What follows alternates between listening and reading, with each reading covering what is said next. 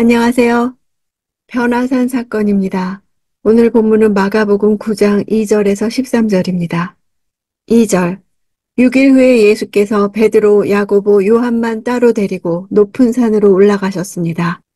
그런데 예수께서 그들 앞에서 모습이 변하셨습니다.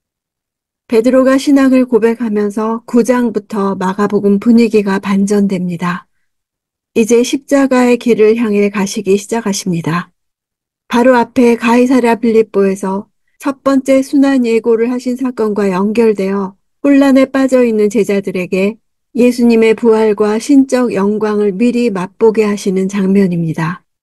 변화산 사건은 마가복음의 가장 중앙에 위치하고 있습니다. 6일 후에라고 정확하게 밝힌 시간과 산, 이 모든 것은 출애굽기 24장 시내산에서 하나님의 영광이 6일 동안 머무르다가 구름 가운데서 모세를 부르신 일을 연상시킵니다.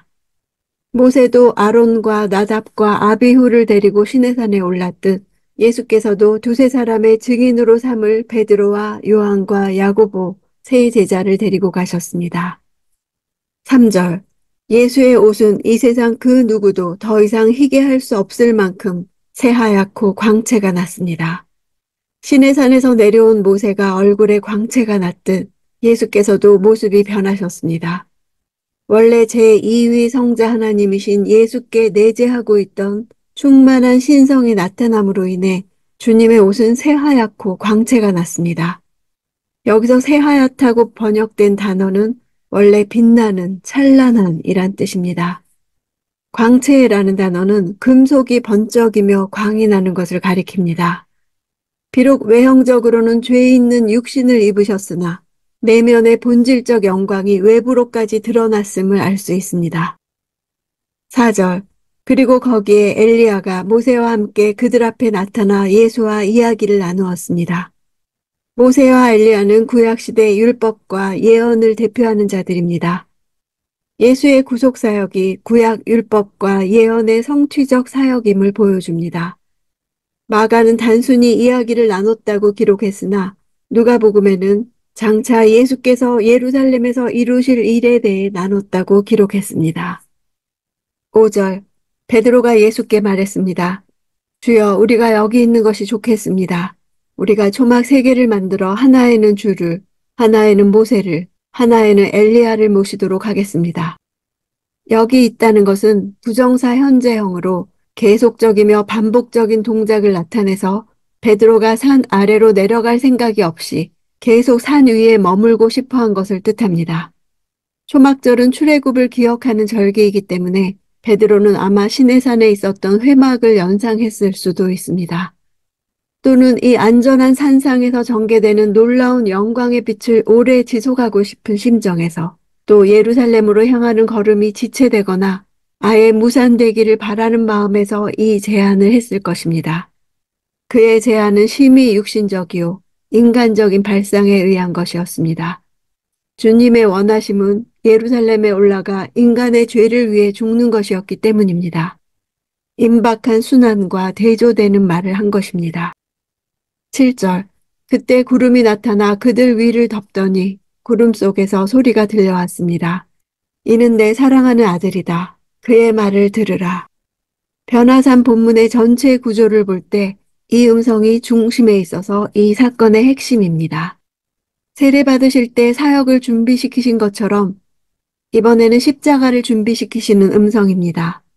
예수님도 이런 하나님의 음성이 필요하셨습니다. 세례 때보다 중요한 말씀이 하나 더 추가되는데 그의 말을 들으라. 이 말씀은 신명기 18장 15절과 일치합니다. 너희 가운데 내 형제 중에서 너를 위하여 너와 같은 선지자 하나를 일으키시리니 너희는 그의 말을 들을지니라. 따라서 본문은 예수께서 모세를 통해 예언된 바로 모세와 같은 그 선지자임을 분명하게 보여줍니다. 예수는 단지 모세와 같은 선지자뿐 아니라 하나님의 사랑하는 아들입니다. 시편 2편 7절에서 여호와께서는 기름 부음 받은 자를 내 아들이라고 부르십니다. 여기서 사랑하는 아들이라는 음성은 하나님의 아들 메시아이심을 말씀하시는 것입니다.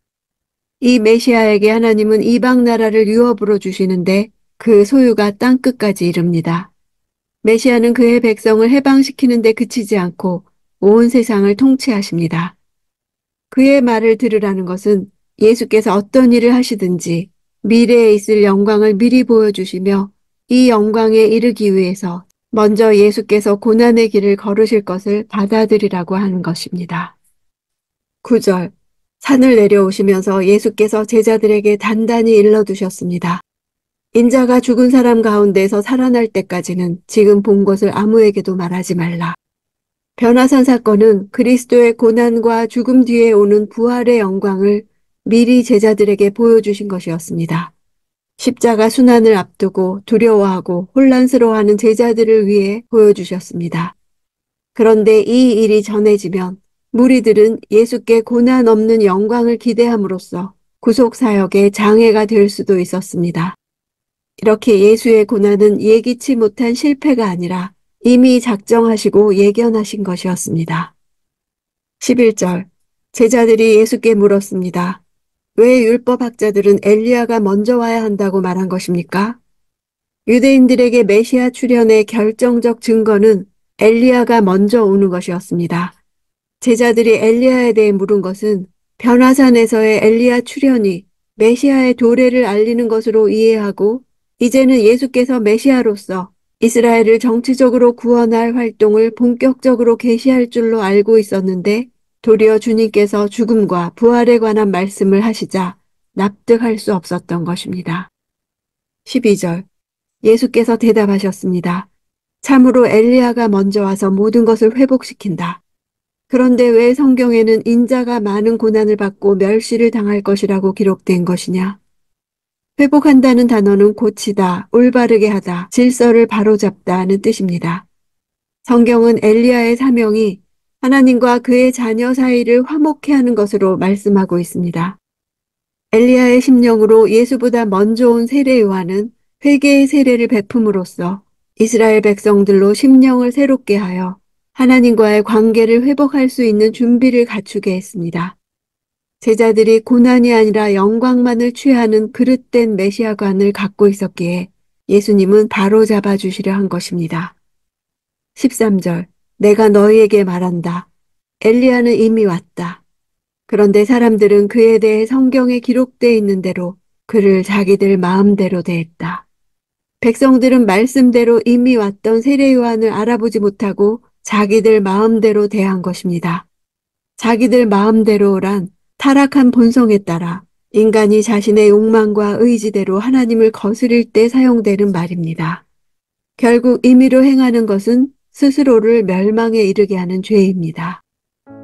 인자가 많은 고난을 받고 멸시를 당할 것이라는 말씀은 예수님의 지상왕국에서 특별한 지위를 보장받기를 원한 제자들에게 받아들이고 싶지 않은 내용이었을 것입니다.